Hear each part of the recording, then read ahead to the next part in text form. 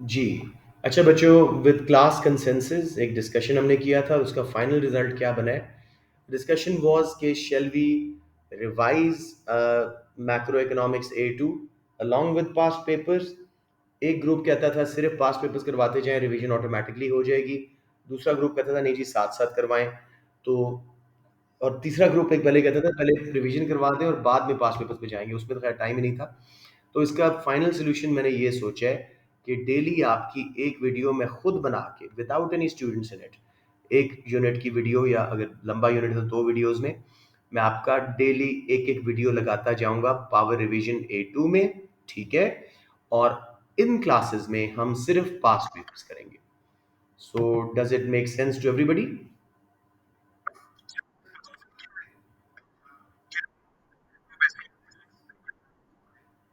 और देखो बिल्कुल आ सकते हो आप, लेकिन बात वही है ना मुजफ्फर, उसमें फिर मुझे सारे पहले लिंक शेयर करने पड़ेंगे, सारा कुछ।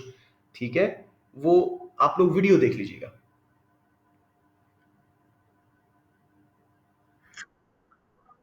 वीडियो में लगा दूंगा, साइलेंट होगी, बड़ी जल्दी होगी Muzaffar. I know it helps you asking your own questions, लेकिन I am available on the groups ना, आप कुछ भी क्वेश्चन पूछना चाहो पूछ सकते हो। ठीक है? नहीं, मुज़फ़्फ़र का अपना कंसर्न है, आई अप्रिशिएट दैट। लेकिन अगर तुम्हें आना है तो मुझे बता देना, मैं डेली तकरीबन असर के बाद जो है ना, या असर से पहले एक्चुअली उसके बाद काम होते हैं, 4 से 5 के बीच में मैं पौने 5, 4 से पौने 5 4:50 तक मैं वीडियो बनाया करूँगा। ठीक है? तो you can always ask me for the link. Okay जी, लेट्स नाउ मूव ऑन। हमने एक क्वेश्चन सिर्फ छोड़ा था। पास्ट हसान आसिफ भी आना चाह रहे हैं, मोस्ट वेलकम। तो जिन जिन बच्चों ने ये बात की है, मुझे एक रिमाइंडर मैसेज कर देना रोज पौने 4 बजे, दैट इज क्वार्टर टू 4।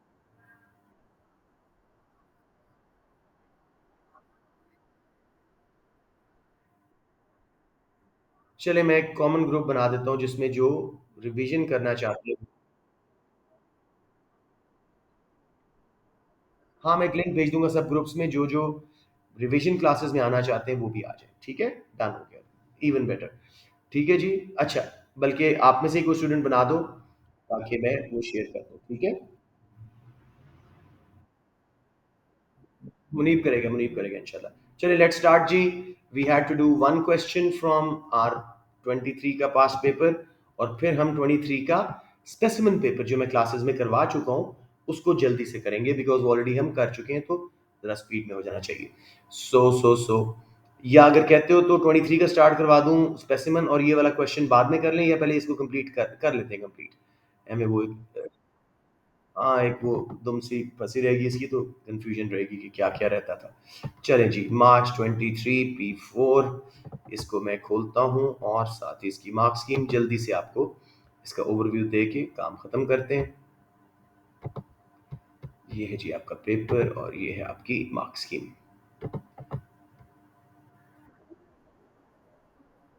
कर दी हुई है बेटे, कर दी हुई है, जोहर के बाद में करता होता हूँ, वो कर दी है। वो हुई है उसमें पास्ट पेपर्स वाले ग्रुप में। पता है ना आप लोगों को प्लेलिस्ट जो पास्ट पेपर्स वाली है P4, उसमें है। चले, let's now go to the last question which I suggest कि इसको ना चूज कीजिएगा। बज़ाहिर ये आसान लग रहा है लेकिन इसमें काफी सारा पंगा था। तो let's now look at this. बेटा ये तो पेपर अभी अभी हुआ है, अभी रिजल्ट इसका आना है कोई मई में, इसका थ्रेशोल्ड जून में इसका रिजल्ट आना है, तो हम थ्रेशोल्ड कैसे बता सकते हैं अभी? अभी ये पेपर अभी हुआ है बेटे, इसका थ्रेशोल्ड नहीं पता। सो सेक्शन सी हमने क्वेश्चन नंबर 5 कर लिया था। क्वेश्चन नंबर 4 को जरा डिस्कस करते हैं और फिर जल्दी से इसकी मार्क स्कीम देख के हम मूव कर जाते हैं स्पेसिमेन पेपर की तरफ, ताकि हम अब जल्दी से इन क्लासेस में हम पास पेपर करें। अब वैसे मेरे ख्याल में because today is what 9th, और दो क्लासें मैं ऑफ करूंगा। कल की class by the way of है, पहली चांद रात ताक रात है पहली, तो कल मैं ऑफ कर रहा हूँ। और दो क्लासेस एक और ऑफ होगी 27th की नाइट को, एक या दो ईद के लिए ऑफ होंगी, बाकी इंशाल्लाह हम ऑन रखेंगे। तो महीना है हमारे पास।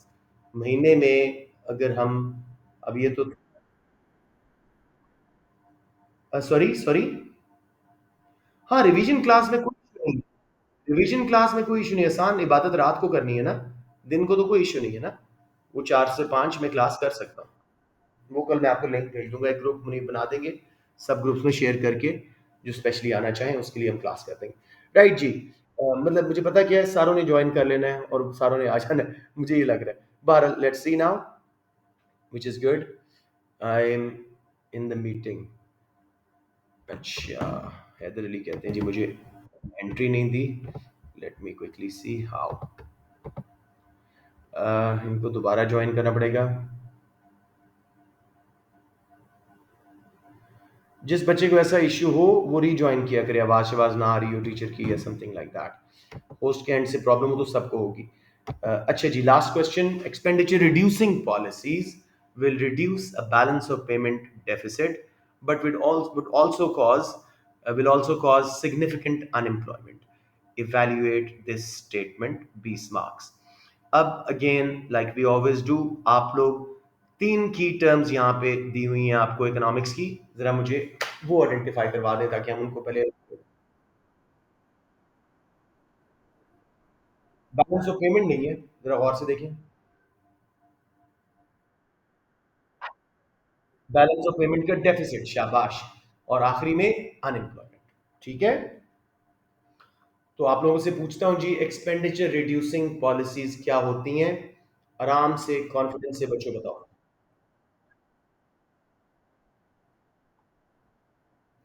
ओके, एनीवन एल्स जी? शाबाश। In indirect taxes. हाँ, कॉन्ट्रैक्शनरी फिस्कल, कॉन्ट्रैक्शनरी मॉनेटरी, ये हैं एक्सपेंडिचर रिड्यूसिंग पॉलिसीज। समझ आ गया? तो हम बताएंगे जी, expenditure reducing policies refer to contractionary fiscal and monetary policy which involve raising taxes and reducing government spending. They also involve increasing interest rate in monetary policy. बस इंटरेस्ट रेट तक ही रुक जाए तो काफी है। बैलेंस ऑफ पेमेंट डेफिसिट से क्या मुराद है? एनीवन जी? या आप बोले, पूरा बोले, पूरी डेफिनेशन दें। From,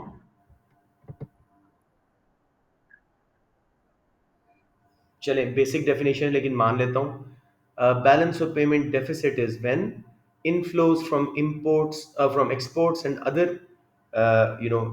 ventures are lesser than outflows for imports and other ventures. Balance of payment बहुत बड़ी टर्म है, सिर्फ इंपोर्ट एक्सपोर्ट नहीं है, लेकिन यहाँ पे हम मेनली सिर्फ उसी की बात करने हैं, तो इतना कोई मेजर कंसर्न नहीं है। ये केड़ा चौधरी है? ये कौन है जी चौधरी 007? अदन आप तो नहीं है?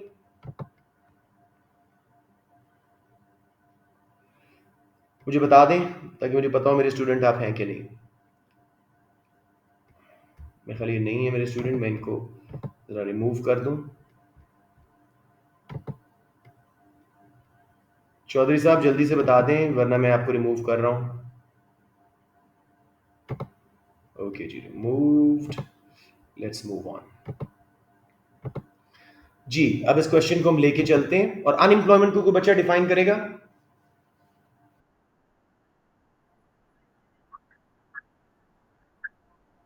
Yes, I got a consensus.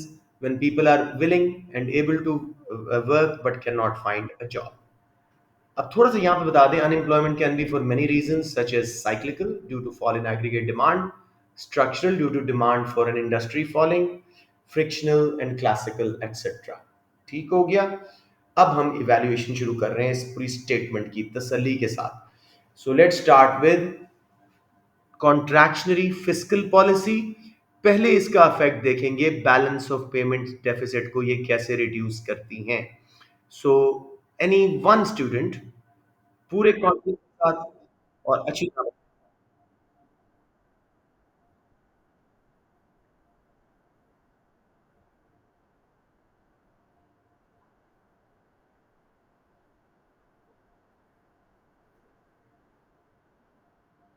Okay, reasonable, reasonable. Anybody wants to add something to it?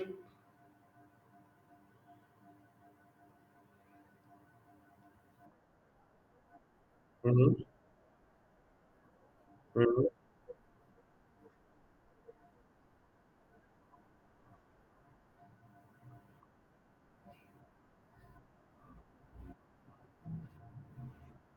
बढ़ा देंगे, ठीक है, ठीक है। हाँ, अभी पहले हम इसको कम करवाते हैं। सो सात की बात लॉजिकल थी, ठीक थी, लेकिन बहुत ब्रीफ थी, तो let's go very slowly. Government can use contractionary fiscal policy where they would increase direct taxes. Increase in direct taxes will reduce disposable income of people. As a result, demand for imports is likely to fall as they are luxuries and have an income elastic demand. As a result, outflows for imports will reduce, right? Rise in direct taxes will also reduce consumption expenditure. So consumers will buy less of local goods and there'll be more left for exporting, which will again result in greater exports and balance of payment deficit can be reduced. समझ आ गया मेरा बच्चा सबको ये बात? अब यहीं पे इसकी लिमिटेशंस लेते हैं. However, if demand for imports is income inelastic, Zexter 10, ना कराऊं ना इसको एंट्री. लेट्स मूव ऑन जी. असल नाम से कोई आएगा तो मैं एंट्री दूंगा, ये तरीका ही गलत है. राइट जी. um, दूसरी हम कर रहे हैं जी, गवर्नमेंट स्पेंडिंग रिड्यूस होगी, ठीक है, which will again reduce incomes of people and translate into lesser imports and balance of payment deficit will reduce. अब लिमिटेशंस कर रहे हैं, ये अपना को स्टूडेंट ही है जो बार बार आ रहा है, but they need to come with the right name. Zeeshan Khurram. Zeeshan आप थे डेक्स्टर अभी जो थोड़ी देर पहले आए थे? चलें लेट्स मूव ऑन. अब लिमिटेशंस, क्यों बैलेंस ऑफ पेमेंट डेफिसिट इससे ठीक नहीं होगा? Rising taxes and reduction in income may not guarantee reduction in imports if demand for imports is income inelastic, especially in case of basic necessities like medicines imported, raw materials imported, that may even increase the expenditure on imports or not reduce it by much. Balance of payment reduction of deficit will not be guaranteed. सब बच्चों को समझ आ गया कि हमने कैसे balance of payment का सिर्फ एक्सपेंडिचर रिड्यूसिंग पॉलिसी में से फिस्कल की बात करके इसको किया? कोई कंफ्यूजन? जी बेटे.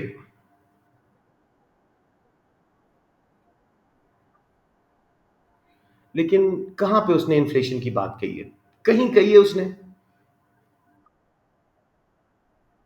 अनएम्प्लॉयमेंट पे आते हैं. मैंने अभी पहले कहा है कि बैलेंस ऑफ पेमेंट की बात कर लेते हैं. फॉलो कर रहे हैं? अब यहीं से हम जाते हैं अनएम्प्लॉयमेंट पे. प्लीज इन्फ्लेशन को, इकोनॉमिक ग्रोथ को, बाकी एम्स को इस वक्त किसी दूर की वेस्ट बिन में डाल के अपने माइंड से निकाल दो. क्वेश्चन को स्पेसिफिक आंसर चाहिए.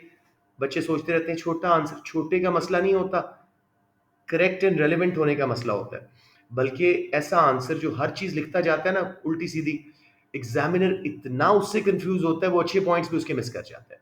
सो stick to what you know first about these things. फिर अगर आपको लगता है कि मेरा आंसर बहुत छोटा है, कहीं शौक से लिस्ट कर दो, मार्क्स एक्सपेक्ट ना करना. अब जी, as a result of rise in taxation and reduction in government spending, unemployment is likely to rise, because as a result of both these policies, consumers' incomes will fall, consumption will be withdrawn from circular flow of income, as well as investment will reduce because of rise in corporation tax, etc. So कौन सी unemployment बढ़ रही है इसके result में? Aggregate demand गिरने से कौन सी unemployment होती है? cyclical cyclical या cyclical unemployment will rise. However, if government spending reduction was subsidies to certain industries which have been removed now or reduced, that will be causing structural unemployment in certain industries.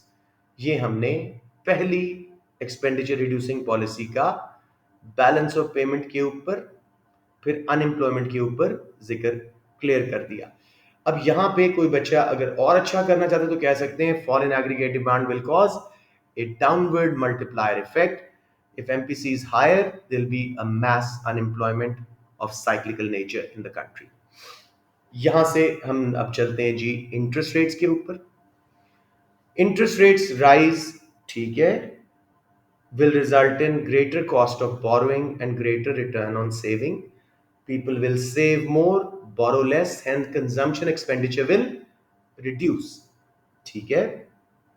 Also, the expenditure on imports will reduce as high interest rates will not allow people to import too much. Right?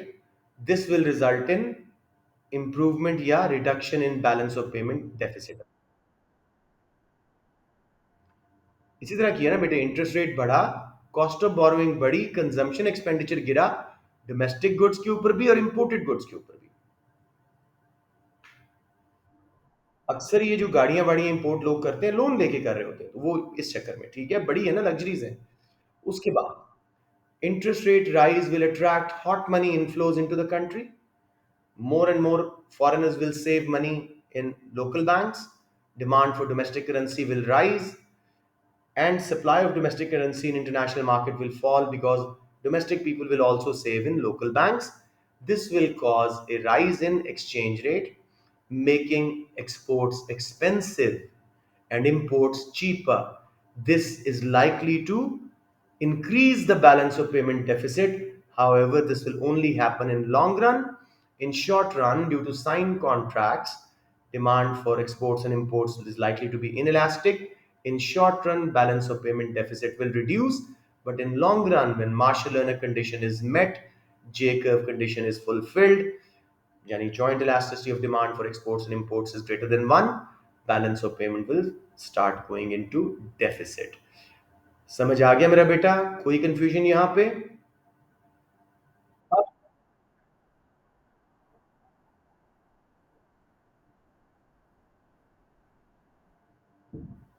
बिल्कुल कह सकते हैं, unemployment पे भी मैं आया नहीं था मेरा बेटा. एक एक स्टेप से करोगे ना तो तभी आंसर सही होगा. मैं कर क्या रहा हूं, जैसे क्वेश्चन ने पूछा है, expenditure reducing policies will reduce the balance of payment deficit, पहले मैं इसकी बात करके वहीं पे लिमिटेशन के क्यों नहीं करेगा, क्यों करेगा, क्यों नहीं करेगा, फिर अनएम्प्लॉयमेंट और उसकी टाइप से लिंक कर रहा हूं. हर दफा आप नोट करो, I am repeating a cycle, वरना आप खुद अपना ट्रैक लूज कर जाओगे और मार्क्स बहुत कट जाएंगे. Are you following? तीन खानों का स्केच बनाओ. एक्सपेंडिचर रिड्यूसिंग पॉलिसी एक इंस्ट्रूमेंट मैंने उठाया, बैलेंस ऑफ पेमेंट डेफिसिट क्यों कम होगा, पूरा एक्सप्लेन कर दिया. फिर क्यों कम नहीं होगा, क्या लिमिटेशंस हैं, वो कर दिया. फिर अनएम्प्लॉयमेंट पे क्या इफेक्ट होगा और किस किस टाइप पे होगा, कितना होगा. ये बार बार अपने आप को क्वेश्चन पूछो, सही हो जाएगा. अब इंटरेस्ट रेट बढ़ने का अनएम्प्लॉयमेंट पे इफेक्ट, साथ के अलावा कोई और बचा बताए मुझे.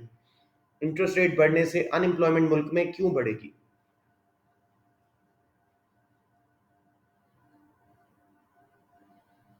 Nobody else knows? Contractionary monetary policy.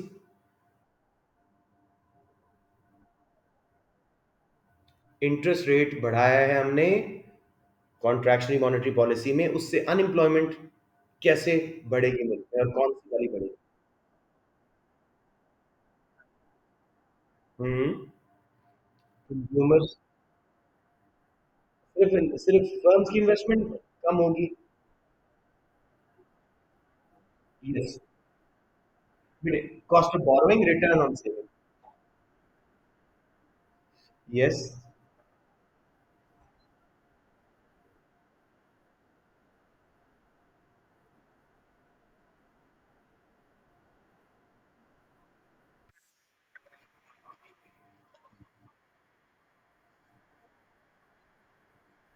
शाबाश, वेरी गुड मुनीब, काफी अच्छा बोले हो. अब इसको मजीद पॉलिश करते हैं. Rise in interest rates will cause a rise in cost of borrowing and return on saving. Consumers will save more, borrow less. Consumption will be withdrawn from aggregate demand. Investment will also reduce due to rise in cost of borrowing. This will cause, not consumption, this will cause a negative accelerator and multiplier effect, which will result in mass unemployment in the country of a cyclical nature. However, it will depend on how much interest rate was raised. If demand for loans was interest inelastic, there will be no reduction, not much reduction in consumption and investment. Unemployment may not occur. Same way, agar consumer confidence is very high and firms' confidence is very high, even a rise in interest rates will not deter investment and consumption. Unemployment may not occur. If interest rates were risen and certain declining industries may go into decline, this will cause regional or structural unemployment. अब मेरे बेटे समझ आ रहा है, हमने हर लिहाज से इसको अपनी तरफ से टैकल किया। अब कुछ लिमिटेशंस हमने कर ली थी, वैल्यूएशन काफी हद तक। अनएम्प्लॉयमेंट में एक और पॉइंट ऐड कर दीजिएगा कि if the economy was beyond it's PPC, यानी कि इसके फुल एम्प्लॉयमेंट लेवल से आगे थी, जहां पे पॉजिटिव आउटपुट गैप था, इन्फ्लेशनरी गैप था, तो उस वक्त इंटरेस्ट रेट बढ़ाने से और टैक्सेस बढ़ाने से जो आउटपुट में कमी होगी वो फुल एम्प्लॉयमेंट पे हमें वापस ले आएगी, अनएम्प्लॉयमेंट कॉज नहीं करेगी। समझ आ गया या नहीं? सॉरी, ये सारे जो लिमिटेशंस हैं इवैल्यूएटिव कमेंट है, मैंने एक एडिशनल इवैल्यूएटिव कमेंट भी ऐड किया है। तो अब हम एंड पे करेंगे जी conclusion. The effect on balance of payment reduction and on unemployment is unclear. ठीक है, it will depend upon the situation of the economy, where was it in the long run aggregate supply curve, how much was interest and government spending changed to make a conclusive judgment on the effect on balance of payment. But yes, the statement inherently is correct. There is a likelihood that balance of payment deficit will be reduced, but it will bring a lot of negative effect of unemployment. समझ आ गया मेरे बच्चों? कोई question?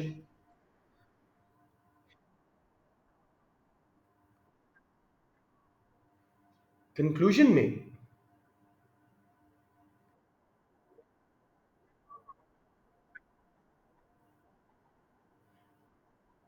ये evaluative point है। Conclusion एक आखिरी रिजल्ट है कि क्या ये स्टेटमेंट्स ट्रू है कि नहीं।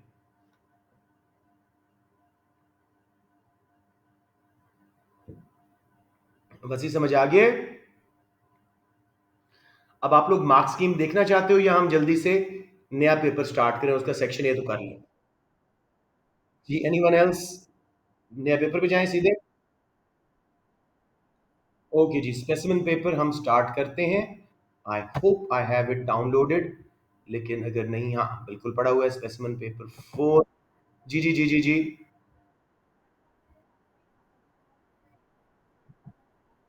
केड़ा 12 मार्क्स? जी जी जी, क्या कह रहे हैं?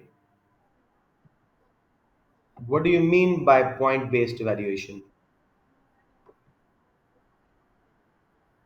This is totally your choice. आप एंड पे इकट्ठी लिमिटेशन करना चाह रहे हो, मैं तो साथ साथ दे रहा हूँ। So totally totally your choice.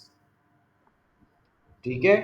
अब जी, ये 23 का स्पेसिमेन पेपर जो मैं सब क्लासेस में करवा चुका था, लेकिन हम दोबारा करेंगे क्योंकि हमारा ये पास पेपर सेशन रिगरस है, थोड़ा जल्दी में हो जाएगा ये, और इसकी मार्क्स की बड़ी डिटेल्ड है, तो हमें काफ़ी फायदा होगा। This is the paper. नहीं, मैंने कल दोनों ही मार्क्स स्कीम खोल ली है। यस, दोनों ही मार्क्स स्कीम्स हैं। So let me quickly open the paper. या देयर इट इज। और हम इंशाल्लाह ताला ये जो 20-25 मिनट रह गए हैं इसमें सेक्शन ए तो अच्छी तरह ख़त्म कर लेते हैं।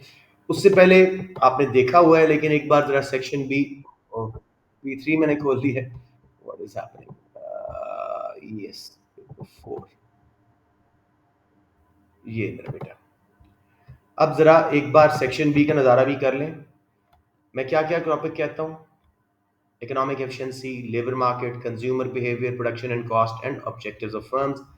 दोनों क्वेश्चन देखें कहाँ कहाँ से आ रहे हैं, देखिए ज़रा अच्छी तरह। पहले वाला किस चैप्टर में से है? और दूसरे वाला, इसलिए those who are considering to drop labour markets reconsider, इसको बिल्कुल ड्रॉप नहीं कर सकते आप। ठीक है, एफिशिएंसी हर बार आ रहा है, 90% चांस है आपका इस बार भी आएगा, लेकिन जस्ट इन केस ना आए तो you will be stuck. Labour market आनी चाहिए, कंज्यूमर बिहेवियर आना चाहिए, production and cost, objectives of firms आने चाहिए। 5 यूनिट कह रहा हूँ आउट ऑफ 10। आधा सिलेबस आपका मैं कह रहा हूँ बेशक सेक्शन बी के लिए छोड़ दो। सो वेरी क्विकली जी, ये पेपर हमने किया हुआ है, तो let's read it together very quickly. Loyalty and consumer behaviour. Consumer loyalty can be shown in different ways. It may be through customer reward schemes, example loyalty cards. जैसे air miles होते हैं, जितना आप ट्रैवल करते हैं miles बनते जाते हैं। कई, हर डेबिट कार्ड पे, क्रेडिट कार्ड पे आपको ये पॉइंट्स मिलते रहते हैं, फिर आप उनको चीज़ें खरीदने में या एक फ्लाइट मजीद लेके कैश करा देते हो। So that offer discounts based on the amount with a specific retailer. Emotional loyalty, where consumers prefer a particular brand that may always buy that they may always buy monopoly loyalty where there is no alternative to the retailer or brand और कोई option ही नहीं है तो आप उस पर loyal हो जाते हो. Supermarkets try to attract consumer customers by using loyalty cards that give promotions and price reductions to those who have a card. The card also helps the supermarket build barriers between retailers to gain. जी मेरा बेटा. अदीब क्यों नहीं आ रहा? कल भी नहीं आया था और आज भी इतना लेट आया. अदीब मियाँ आप क्लासेस को जरा थोड़ा लिफ्ट नहीं करा रहे. कल कहाँ थे आप?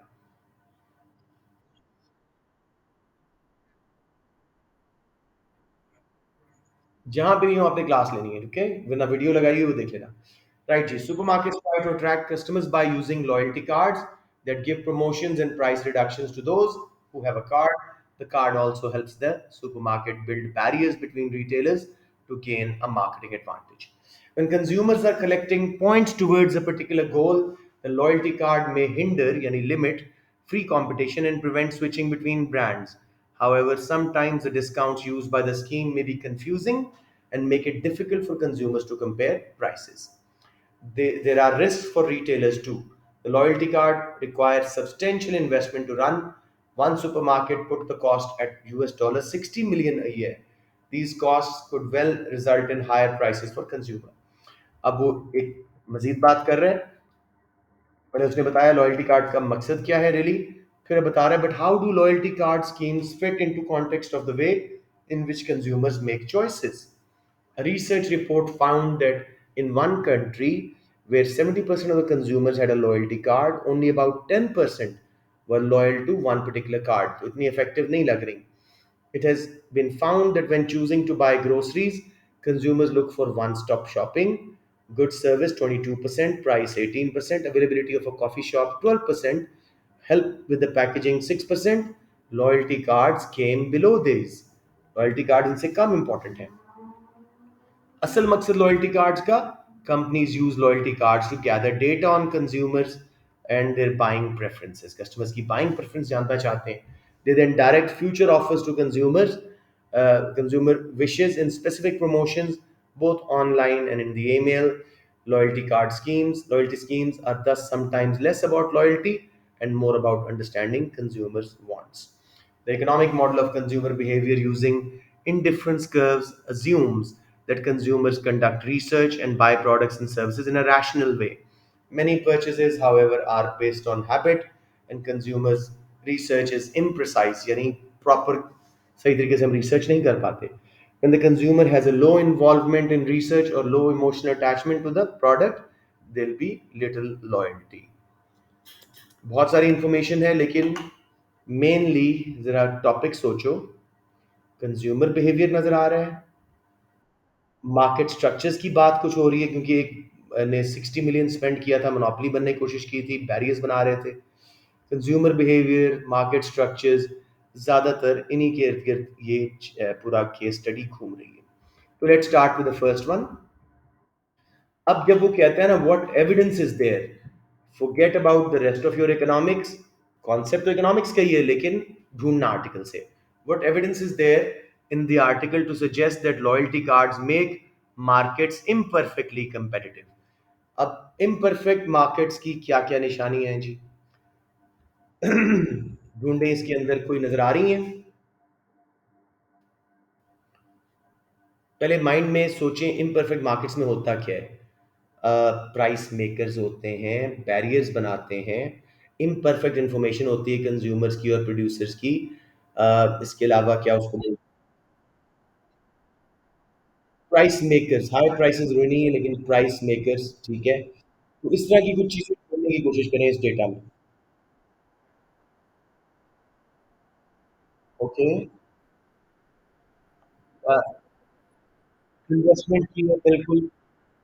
सबसे पहले जी ये देखें, the cards help supermarket build barriers. एक.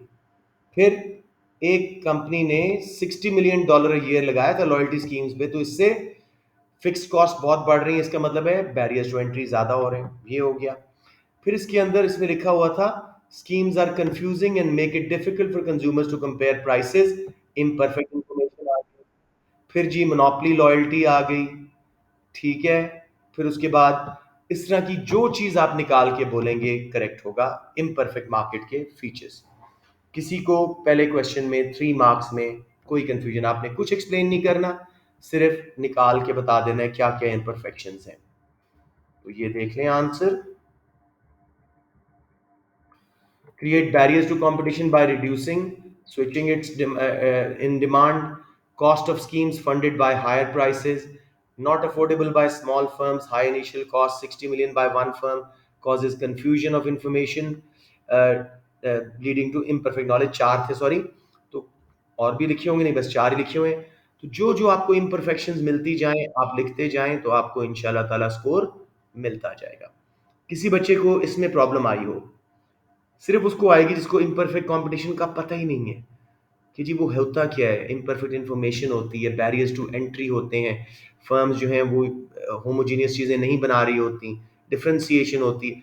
इस तरह की चीज़ें अगर आपको पता थी तो दो तीन तो आराम से निकाल लोगे। So everybody confirm, shall I move on?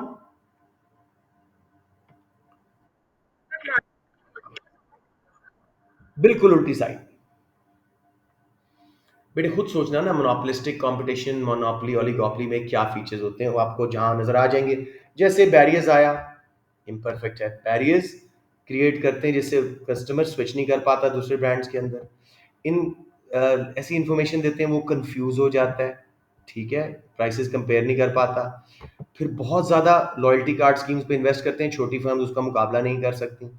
समझ आ गया? तो ये आपने चार एक बातें यहाँ से निकाल के, मोनोपोली लॉयल्टी खुद एक पॉइंट था, ठीक है, समझ आ रही है बेटे? Okay, let's move on to the second one. This is more of a general question. Explain why a profit maximizing retailer may be interested in the link between consumer loyalty and price elasticity of demand. तो सबसे पहले जब भी कोई की term आती है important वाली उसको डिफाइन कर दें। आई एम श्योर हर बच्चे को पीईडी की डेफिनेशन अब आती है, किसी बच्चे को ना आती हो तो बता दें मुझे। जी अच्छी सी डेफिनेशन दे दे कोई।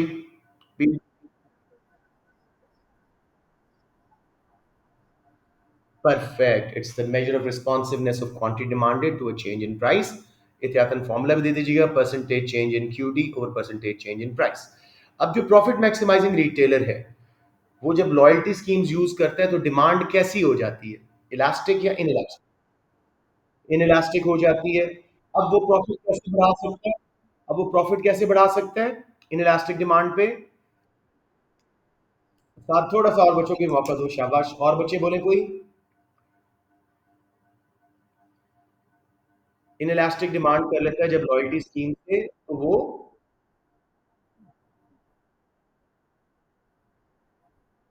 अच्छा आपकी आवाज नहीं आ रही, कोई और बच्चा बोले प्लीज, इसको एक्सप्लेन करो उससे। इलास्टिक डिमांड है, अब थोड़ा सा लिंक दें। He will raise the price, a greater percentage increase in price will cause a smaller percentage fall in quantity demanded, and if the cost does not change his profit will rise because profit is the difference between revenue and cost। 3 marks तो ले लोगे ना इसमें आराम से, अगर ये चौथा। कोई हर्ज नहीं, बता दो बेशक कि profit is maximised where MC is equal to MR, लेकिन यहाँ पे बेसिकली वो आगे यूज नहीं होगा। ये एएस वाला पार्ट आ गया आपका, समझ आ गया सबको? अब जी नेक्स्ट क्वेश्चन में अगेन आर्टिकल से आपने एविडेंस उठा उठा के उसको बताना है। कंसिडर वेदर मींस दोनों साइड्स देखो। There is conflicting evidence in the article about the effectiveness of loyalty cards which offer price discounts. पहले अपर हाफ में उसके हक में कुछ बातें हैं, उससे मुझे बताएं कि क्या उसकी इफेक्टिवनेस होने के लिए कोई 3 पॉइंट्स बताएं, 2 मिलेंगे मार्क्स। फिर हम दो ऑपोजिट में लेंगे, 3 पॉइंट्स लेंगे, 2 मार्क्स मिलेंगे। मिलते हर पॉइंट के एक एक मार्क है, दो दो चाहिए, और एक कंक्लूजन का। तो बताएं जी इफेक्टिव क्यों है, कहां पे आपको कुछ इफेक्टिवनेस नजर आ रही है? बैरियर्स क्रिएट हो जाती हैं, और भी वो कंज्यूमर के बारे में इंफॉर्मेशन लेके उनको स्पेसिफिक प्रमोशंस टारगेट करते हैं, ईमेल में भी और ऑनलाइन भी। इससे फ्यूचर में उनको कस्टमर लॉयल्टी गेन करने में आसानी होती है। Anything else? One more point. How are they effective? Emotional loyalty आ जाती है, बिटवीन ब्रांड स्विच नहीं करते, इम्प्रिसाइज इंफॉर्मेशन होती है तो वो गलत डिसीजन कर बैठते हैं। ठीक हो गया। अब नीचे उसने बताया था कि ये इतने इफेक्टिव नहीं है। देखिए, यहां से स्टार्ट हो रहा है, बट से। देखते जाएं और मुझे कोई 3 पॉइंट्स निकाल के दें। हाँ। अब आपने अपने वर्ड्स में बोलना है कि research shows 70% of the consumer owning a loyalty card, सिर्फ 10% उनमें से किसी एक ब्रांड से अब लॉयल है। अपने वर्ड्स में बोलना है। फिर what do customers look what do customers look for according to research? Groceries खरीदने के लिए one stop shopping, good service, packing etcetera. Loyalty cards इन सबसे नीचे आते हैं। ठीक है जी, ये उसके खिलाफ एविडेंस हो गया।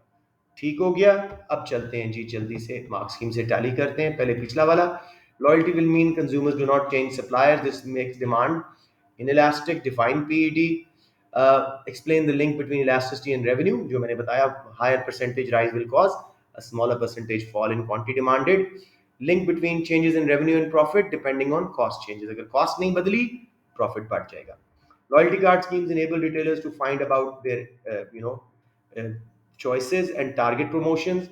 Retailers recognize the importance of price and can offer discounts through loyalty cards.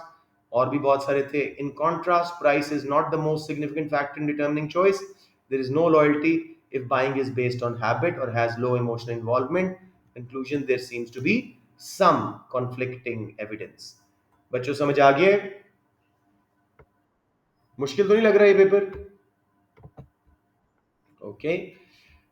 जो वास्ट मेजोरिटी खामोश बैठी है ना, मुझे उनकी फिक्र है थोड़ा सा। मुजफ्फर इमरान, इस पर आपने मेरे साथ बात करनी है। Assess how the idea of rationality is used in the indifference curve theory of consumer behaviour. 7 marks हैं। पहले तो कुछ डेफिनेशंस चाहिए होंगी, मुझे बताओ कौन सी की टर्म्स हमें यहाँ पे डिफाइन करनी चाहिए। इंडिफरेंस कर्व डिफाइन करते समय, हाँ बता दें, डेफिनेशन दे दें। What is an indifference curve?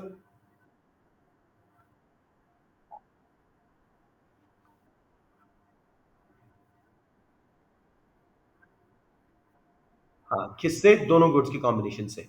तो yes, yes, an indifference curve is a curve which shows all possible combinations of two goods where consumer gets the same total utility. ठीक है? Hence is indifferent. A rational consumer is, जरा बोलिएगा। हम्म। शाबाश, सही बातें आ रही हैं अभी तक।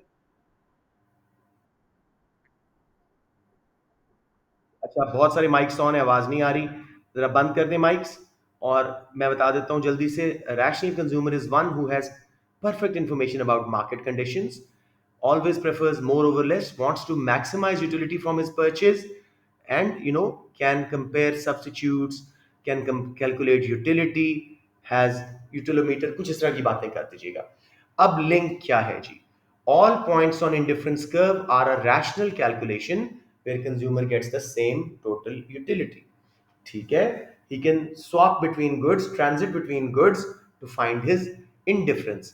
Then when he compares it with his budget line, he finds his equilibrium, and any change in prices, etc., he behaves rationally again to maximize his satisfaction. So rationality is used in consumer theory. However, in reality, consumers are not rational. They get influenced by advertisement, impulse buying. They sometimes make irrational decisions based on imperfect information. Hence, the theory cannot be fully applied. थोड़ा मुश्किल question था, लेकिन समझ आ गया मेरे बच्चों? No, बना दो इंडिफरेंस कर्व का, लेकिन जरूरत नहीं है। देखो जी, up to 7 marks for comment on rationality in use of indifference curves. Consumers are assumed to make rational choices based on perfect information. Consumers are assumed not to make choices under uncertainty. Consumer knows combination between which there is indifference. There is a rational calculation which remains constant over the curve. Consumer knows satisfaction levels. Consumer knows which combination is preferred to another. Consumer rationally compares satisfaction buys with his budget line to achieve maximum satisfaction, consumer can compare two goods rationally. 4 marks general description के थे, वो तो आप लोग इंशाल्लाह ले जाएंगे। 1 mark conclusion का है, हमने जो दो लिमिटेशंस दे दी थी। समझ आ गया मेरा बेटा या कोई कंफ्यूजन? ये देखो ये वाला knows combinations between which there is indifference, ये डेफिनेशन आ गई ना। लेकिन लिंक रैशनैलिटी के साथ मैंने पहले डेफिनेशन दे दी और फिर रैशनल लिंक क्रिएट किए। उन्होंने डेफिनेशन के बगैर डायरेक्ट रैशनल लिंक्स क्रिएट किए, बात सेम है। एक बार फिर समझा दूं अगर किसी को कंफ्यूजन है। ओके, सो दैट्स जी, we have done section A. कल इंशाल्लाह हम इन वन गो इसका सेक्शन बी और सेक्शन सी का एक क्वेश्चन कंप्लीट कर। 2 दिनों मेरी कोशिश है कि हम, आज की आधी क्लास हुई थी, कल और परसों इसको हम, कल की क्लास अलबत्ता नहीं है because of the first odd night. इंशाल्लाह परसों हम इसको जितना मैक्सिमम उसका ख़त्म करेंगे, फिर 22 पे मूव कर जाएंगे, अपने वेरिएंट्स करेंगे, पीछे जाते जाएंगे। आप लोग 15 से आ जाएं, मैं 23 से पीछे जा रहा हूँ, कहीं 21 के बीच में मुलाकात हो जाएगी। मुझे लगता है मैं खुद ही कोई आपके 17 16 तक पहुंच जाऊंगा क्योंकि अपने वेरिएंट्स करने हैं। ऑल गुड जी।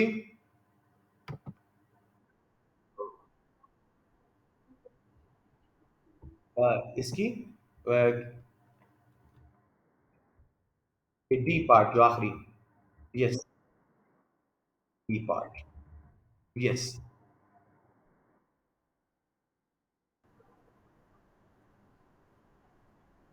नहीं नहीं नहीं नहीं नहीं, उसने क्या बोला है? Explain why a profit maximising retailer might be interested in the link between consumer loyalty and price elasticity of demand. Loyalty के रिजल्ट में इनइलास्टिक डिमांड होती है। पीडी को डिफाइन किया, फिर लिंक बताया। अगर डिमांड इनइलास्टिक हो जाती है लॉयल्टी के रिजल्ट में, प्राइस बढ़ाएगा, रेवेन्यू बढ़ेगा, क्योंकि प्रोपोर्शनली बहुत कम कंज्यूमर छोड़ेंगे। एक ही मार्क है बेटे, इलास्टिक इलास्टिक कर दो बेशक एहतियातन, लेकिन loyalty will create inelastic demand ना। फिर link between changes in revenue and profit depends on cost changes. अब समझ आ गया महिरा? वेलकम जी, that's it, today's class was short and sweet. हाँ जी, हाँ जी। किसका किसका किसका? जो थ्योरी के डिसएडवांटेज हैं, consumers in reality do not behave rationally, they get influenced by advertisement. Persuasive advertisement उनको चेंज कर देती है mind. They get influenced by impulse buying. Utility calculation जो है वो प्रिसाइज नहीं होती उनकी। यूटिलोमीटर का कॉन्सेप्ट खुद आर्ग्यूएबल है। That's about it. ओके जी, so I am closing the recording, I put it on your group.